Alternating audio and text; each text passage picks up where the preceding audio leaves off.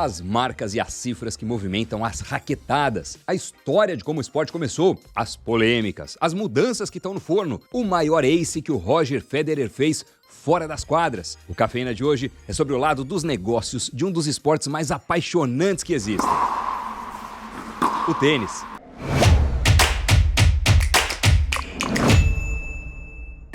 Olá, seja muito bem-vindo ao Cafeína, mais um programa começando hoje com uma pegada um pouco esportiva. Você gosta de tênis? Acha legal? Curte? Assiste? Ou acha chato? Eu, quando era criança, chegava a achar chato. Achava lento, né? O tempo passou, minha percepção mudou, felizmente. Porque hoje, se você acha tênis um esporte lento, é porque nunca assistiu beisebol.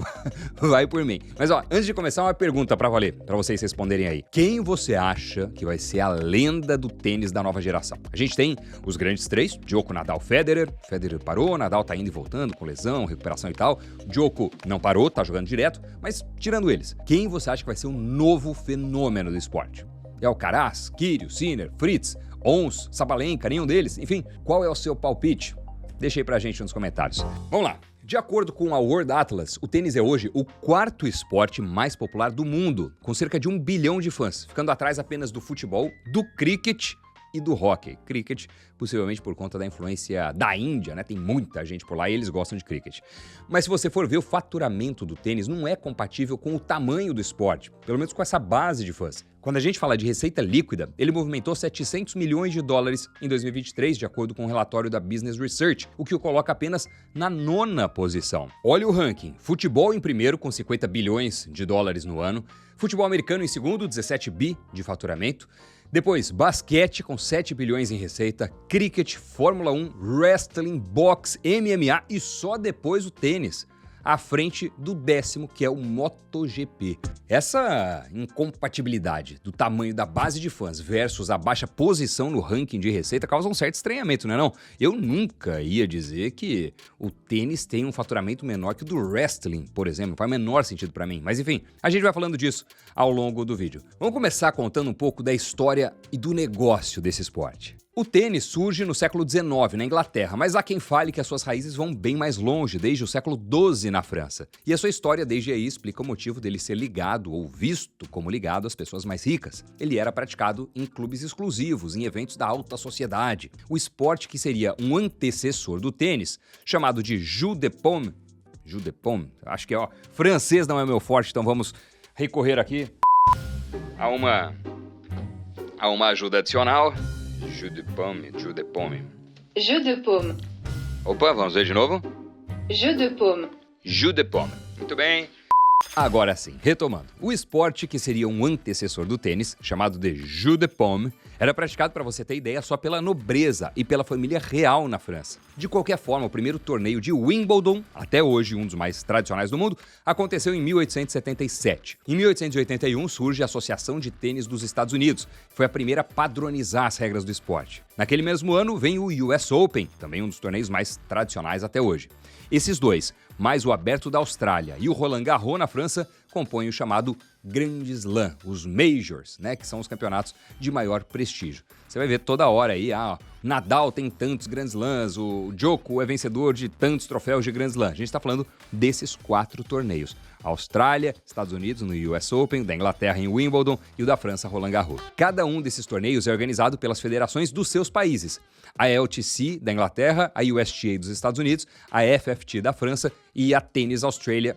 Nem preciso falar de onde. E aí surge um dos principais problemas do tênis atualmente, que explica em parte o fato do esporte, ou do faturamento do esporte, não acompanhar sua popularidade: a descentralização. São 4 grandes federações que meio que, entre aspas, mandam no esporte, o que gera complexidade e também ineficiência. Quando o assunto é ineficiência, não é raro, por exemplo, que os campeonatos disputem entre si patrocinadores e relevância, o que acaba tendo um efeito negativo para o esporte como um todo, obviamente. Além disso, tem toda uma discussão de tentar tornar o tênis mais atrativo para os mais novos. Eu devo estar bastante velho, porque eu acho ele extremamente atrativo do jeito que tá.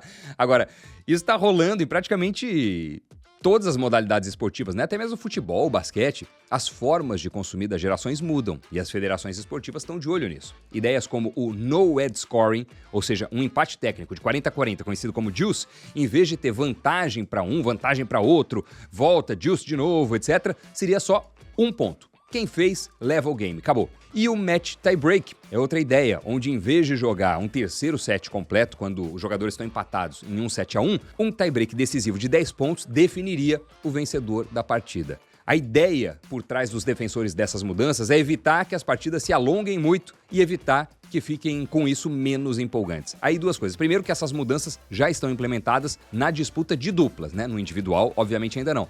E segundo, ela fica menos empolgante quando tá prolongada, não pra mim, sinceramente. Quando eu vejo, por exemplo, um jogo que já tá durando 3 horas e meia, eu falo, meu Deus, os caras já deram um sangue ali na quadra. Agora é que vai ficar ainda mais fenomenal. Quem leva, né? Depois de se esforçar tanto tempo, quem que vai desistir, esmorecer, perder, ganhar, enfim, eu acho muito mais empolgante. Mas tem toda essa justificativa aí. Coincidentemente ou não, tem um monte de pesquisa que mostra que as novas gerações têm dificuldade em manter o foco em algumas coisas por muito tempo, né? No futebol, pra gente ter como exemplo, existe também uma discussão dos tempos terem, em vez de 45 minutos, 30 minutos. Já tinha visto esse debate? Mas fora a questão da atratividade aos mais jovens, essas mudanças também atingiriam as transmissões em TV. Emissora, em geral, não quer que um jogo se estenda muito além do previsto e impacte toda a sua grade. Tem uma questão de programação que é complexa. Claro que se a gente está falando de um canal a cabo, que só transmite esporte, etc., é mais flexível, ok, é mais fácil de adaptar. Agora, não deixa de ser complexo, do ponto de vista de gestão por uma emissora, você não saber se o jogo que você vai transmitir vai durar 1h30 ou 4, né? Isso pode ser um grande problema.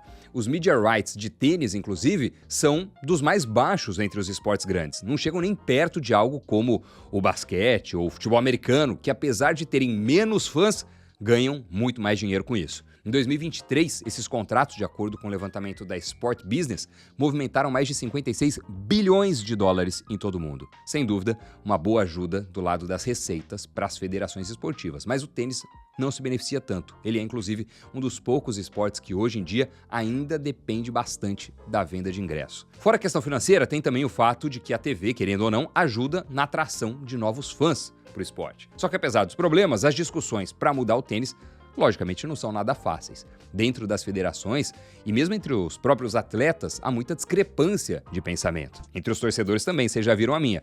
Daí essas mudanças muitas vezes não saem, mas pelo menos o debate mantém as redes movimentadas. Ano passado teve algo interessante nessa frente aí. Até pouco tempo, o Wimbledon tinha um código de vestimenta que só permitia roupas e tênis brancos, para evitar que manchas de suor aparecessem muito, o que de acordo com os produtores deixaria o esporte, entre aspas, sujo. E tem toda uma tradição também, né? Você pensa em tênis, na Inglaterra, a terra da monarquia e tudo mais, por isso que o pessoal jogava mais engomadinho, né? Vem de muitos anos. Até meio do ano passado, o torneio não permitia shorts coloridos para as mulheres, o que às vezes, veja você, gerava problemas quando elas estavam naqueles dias, sabe? Após muita pressão durante anos, a organização cedeu. Olha as notícias. Além do branco, o Wimbledon permite shorts escuros e reduz preocupações menstruais. O Wimbledon adapta regras do branco para equilibrar tradição e conforto.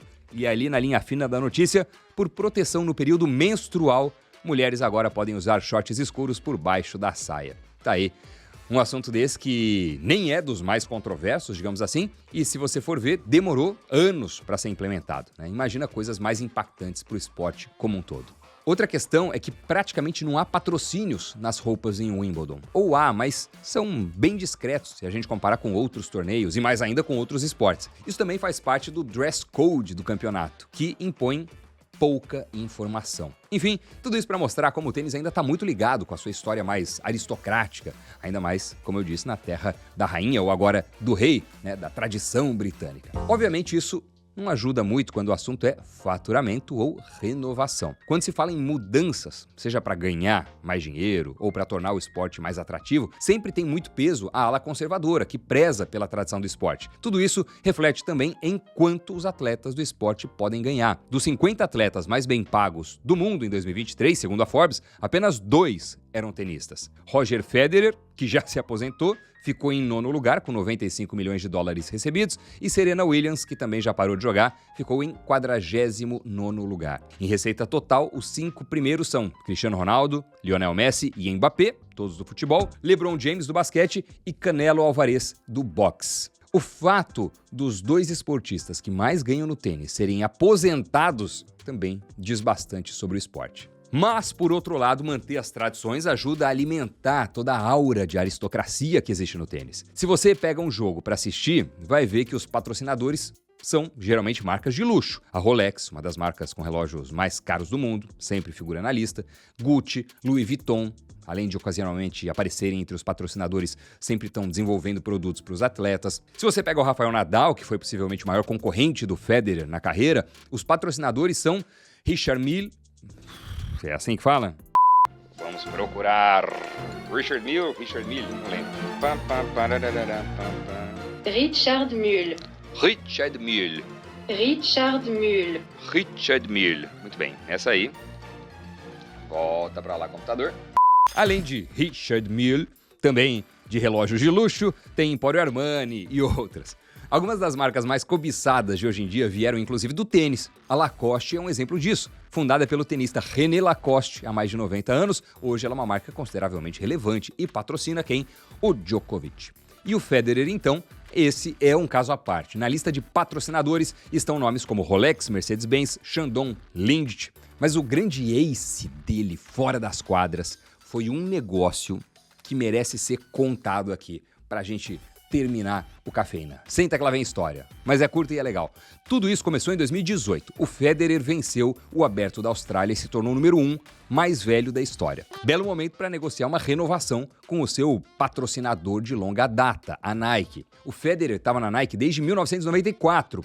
Pensava em Federer, era sinônimo de Nike no tênis. Mas ele surpreendeu todo mundo quando decidiu deixar a líder de mercado para assinar com uma marca que naquele momento era relativamente desconhecida, a japonesa Uniqlo. Para o Federer, esse acordo, embora arriscado, tinha duas grandes vantagens. Primeiro, ele ganharia 30 milhões de dólares por ano durante a próxima década, mesmo depois de se aposentar. Uma oferta muito boa para qualquer jogador, ainda mais para um jogador de 37 anos e próximo da aposentadoria. E segundo, o acordo não incluía calçados, o que deixava o Federer livre para assinar um novo contrato, um novo acordo separado com algum fabricante de calçados. Num primeiro momento, ele continuou usando tênis Nike até perceber que muita gente no seu país natal, a Suíça, usava tênis fabricado por uma empresa local chamada On Running. Depois de conversar com os fundadores, o Federer concordou em se tornar embaixador global da marca e ficou com 3% das ações da empresa. Naquele momento ali, isso pode não ter parecido um investimento revolucionário, mas 2 anos depois, a On Running foi para a Bolsa de Valores e avaliada em mais de 10 bilhões de dólares. A participação pessoal do Federer atingiu naquele momento um valor de 300 milhões de dólares. Agora a empresa já ultrapassou a marca de $1 bilhão em venda em um ano. Enfim, historinha, mas acho que valia a pena ser contada, né? O que é que você achou do Cafeína de hoje? Gostou ou não gostou? Se gostou, clica aí no like pra gente saber. E se quiser dar uma sugestão de pauta pra gente, eu te agradeço. Vez ou outra eu peço aqui, sabe que isso ajuda muito, né? Quando a gente fala de empresa, qual empresa você acha que a gente poderia analisar? Quando fala de esporte, sempre do ponto de vista de negócios, business, né? Então, nossa ideia nunca vai ser falar do esporte pelo esporte, mas o que tem por trás, valores e marcas e curiosidades, enfim, que acabam movimentando o business como um todo. Então, deixe aí o seu pitaco ou a sua sugestão, se puder. Muito obrigado pela companhia. Segue a gente lá, @DoniDenúcio no Instagram e @InvestNewsBR também lá no Instagram. Muito obrigado e até o próximo programa. Tchau, pessoal.